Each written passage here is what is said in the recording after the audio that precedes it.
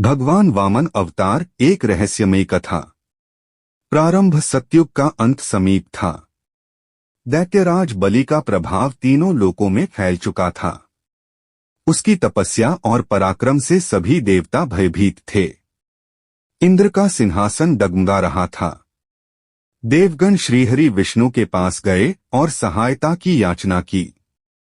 भगवान विष्णु मुस्कुराए और बोले, धैर्य रखो, अधर्म को समाप्त करने का समय आ चुका है। इसके पश्चात भगवान विष्णु ने वामन अवतार लिया, एक छोटे ब्राह्मण बालक के रूप में, जिनका स्वरूप दिव्य और तेजोमय था। भूमिका दैत्यराज बलि उस समय अश्वमेध यज्ञ कर रहा था।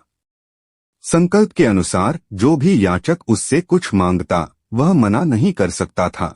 जब वामन भगवान यज्ञ स्थल पर पहुंचे तो उनके दिव्य स्वरूप को देखकर सभी चकित रह गए। बलि ने प्रेम पूर्वक स्वागत करते हुए कहा, हे ब्राह्मण देव, मैं आपको क्या दान कर सकता हूँ? भगवान वामन ने मुस्कुराकर उत्तर दिया, राजन, मुझे केवल 3 पग भूमि चाहिए। सभी सभा में आश्चर्य हुआ। कुछ दैत्यों ने सोचा कि यह ब्राह्मण मूर्ख है, क्योंकि वह अधिक मांग सकता था। लेकिन बलि ने अपनी प्रतिज्ञा निभाने का निर्णय लिया। गुरु शुक्राचार्य ने चेताया, राजन, यह कोई साधारण ब्राह्मण नहीं, स्वयं श्रीहरि विष्णु हैं। यह छल है। लेकिन बलि ने हंसते हुए कहा, गुरुदेव, यदि स्वयं भगवान विष्णु मुझसे कुछ मांग रहे हैं तो मेरा सौभाग्य है। और उन्होंने जल लेकर संकल्प कर लिया। रहस्य और मोड़ जैसे ही बलि ने संकल्प पूरा किया, वामन का स्वरूप बदलने लगा। वे विशाल होते चले गए। पहला पग उन्होंने पृथ्वी पर रखा, दूसरा स्वर्ग पर, और अब तीसरे पग के लिए कोई स्थान नहीं बचा।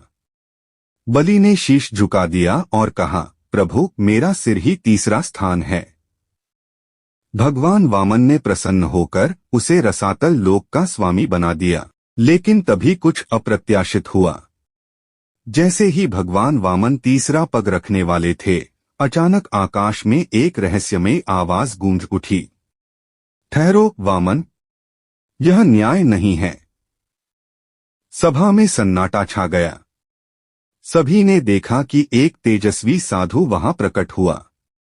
उसका स्वरूप अद्भुत था।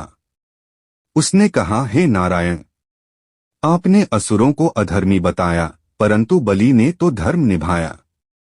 क्या यह छल नहीं? भगवान विष्णु मुस्कुराए और बोले, हे महात्मा, यह केवल धर्म की परीक्षा थी। बलि ने मेरी शरण ली, इसलिए अब वह अमरत्व का अधिकारी होगा। अद्भुत रहस्योद्घाटन। लेकिन साधु हंसा और बोला, तो क्या आप मुझे पहचानते नहीं? भगवान विष्णु का स्वर बदल गया। उन्होंने गंभीर स्वर में कहा, मैं सब कुछ जानता हूँ, हे ब्रह्मांड के रक्षक। सभा चौंक गई। सभी सोचने लगे कि यह साधु कौन है। तभी साधु ने अपना रूप बदला और वह कोई और नहीं, स्वयं महाकाल भगवान शिव थे। देवता और दानव सभी नतमस्तक हो गए। भगवान शिव ने कहा, हे विष्णु, तुमने आज केवल बलि की परीक्षा नहीं ली, बल्कि पूरे ब्रह्मांड को यह सिखाया कि सच्चा धर्म क्या है। किंतु मैं यहाँ एक और कारण से आया हूँ, आज नहीं, परंतु एक दिन जब अधर्म अपने चरम पर होगा, मैं स्वयं काल बनकर प्रकट होऊंगा। समाप्ति। भगवान विष्णु ने मुस्कुराकर कहा, हे महादेव, जब भी अधर्म बढ़ेगा, हम दोनों ही संसार को संतुलित करने के लिए प्रकट होंगे। यह कहकर भगवान विष्णु अंतर्धान हो गए और बलि पाताल लोक में चला गया, जहां वह अब भी सत्य का पालन कर रहा है। सीख, यह कथा केवल बलि की दानशीलता की नहीं, बल्कि धर्म और कर्तव्य की परीक्षा की भी है। कभी कभी जो अधर्मी लगता है, वह वास्तव में धर्म का पालन कर रहा होता है।